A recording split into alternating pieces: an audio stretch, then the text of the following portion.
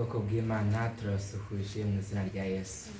Twongeye kwishimira kubana namwe muri gahunda nziza yo kwiga ibyigisho by'ishuri ryo ku Isabato, aho muri kumwe nanjye niyo mahoro Ruguri ndetse turizeye ko buri wese hano ari buze kuza gufashwa kandi reka mwuka w'Imana akuyobore. Muri kino cyumweru rero cyobora kuri tariki 8 uyu munsi ugiza ku tariki 14 turaje cya karindwi kitubwira ngo kuyoboka Imana bidasubirwaho, kuramya Imana uri ku rubuga rw'intambara. Ari n'amagambo atoroshye cyane ariko cyane twiga kino kijoze dusobanukirwa kandi tubone yuko Imana nk'uko yabanye n'abakera kose natwe izakomeza kubana natwe kandi kadufasha muri byose. Mbere ko dukomeza rero mugenzi wanjye gusomera cyo kwibuka kino cyumweru maze anadusengere ubundi twinjire mu cyigisho.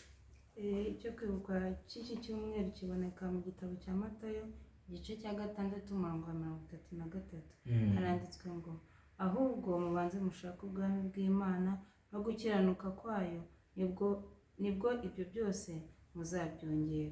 Amen. Twubashye Imana dusenga.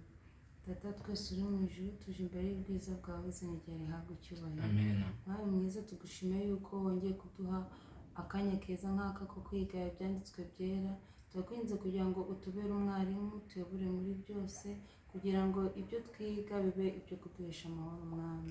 Bana natwe muri byose, ikiruta byose twese tuzabarira mu bwami bwo mu ijuru, tubisabye twizeye mu izina rya Yesu. Amen. Amen. Yego, muri cyumweru tugiye kurebera hamwe ibi by'ingenzi Abisirayeli banyuzemo igihe bari bageze mu gihugu cy'isezerano. Nkuko mubizi, Abisirayeli banyuze mu bintu byinshi cyane, bava mu butayu ndetse bagira n'i Kanani, kuko kugira ngo bagere i Kanani babanje kwambuka uruzi Yorodani. Nyuma bamaze kugera mu gihugu cy'i Kanani ntago bagezeyo maze ngo basange ibintu byose byabaye byiza cyangwa se ibintu byose birateguye. Nkuko wagira ku meza ugasanga arateguye, nkuko wagira mu cyumba ugasanga ameze neza, nkuko wagira muri salo ugasanga ameze neza. Ntabwo ariko basanze, ahubwo baragiye basangayo ibintu byinshi cyane. Hari ibyo bagomba gushyira ku murongo, hari abo bagomba gutsinda nk'uko Uwiteka yari yabasezeraniye, hamwe ndetse n'abo bagomba kwigarurira kugira ngo babashe gukora byose Uwiteka yababwiye. Muri kino cyumweru rero tuzarebera hamwe bimwe mu bihe by'ingenzi byagiye biranga kugera kwabo kwa mbere mu gihugu cy'isezerano.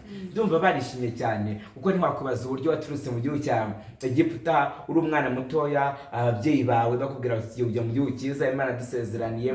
Ko muri ko ababyeyi cyangwa se bari barengeje imyaka 20 bavuye muri Egiputa barapfuye mu gihe bari mu butayu kuko batari barumviye isezerano ry'Uwiteka. Guro wakwibaza uburyo abana bari bishimye cyane mu gihe bari bageze aho ababyeyi babo bari barasezeraniwe. Reka Imana izatuyobore kandi yo kumva neza ubutumwa bwayo. Nuko rero mu mibereho yacu kugirana dusa n'aberekeza ibitekerezo byacu ku bintu byihutirwa kurusha ibindi mu buzima. Inshuro nyinshi twirengiza gushaka igihe cyo kuvugura ukwegurana kwacu n'Imana no gutuza bukeya tukayishimira ibyo baradukoreye kandi ikomeje kudukorera uko bukeye n'uko bwije. Kuramya Imana kwa mu gitondo na nimugoroba ndetse n'icyano cya mu muryango bisa n'ibitakigezweho muri ubu buzima. Abantu benshi cyane bahugiranye buri munsi n'ikindi gihe, gusa dukwiye gushaka umwanya maze tukaganira n'Imana. Nyamara nubwo bimeze bityo, umutima yacu twese tuzi neza ko ibihe tumara n'Imana ndetse n'abo dukunda ari igishoro cyacu gikomeye cy'igihe gito dufite. Imana idufasha ngo twita ku masezerano yayo, kubyitubwira kandi reka turebe uko Abisirayeli babigenje mu gihe bari bageze mu gihugu cy'isezerano. Ndagusaba nanjye nisabira kugira ngo buri munsi gusa tujye mu cyigisho tujye tujyana maze turebe uburyo dushobora kuramiriza Imana turi ku rubuga rw'intambara. Bagenzi bacu turi mu ntambara ikomeye cyane yatangiriye mu ijuru maze ikomereze no mu isi, ariko hamwe na Yesu tubasha kunesha ndetse no gutsinda. Reka Uwiteka tuyobore, atwereke imbaraga ye, tumushakire umutima wacu wose azatugezayo mu ijuru. Nijye mbasabira nembyisabira mu izina rya Yesu. Amen.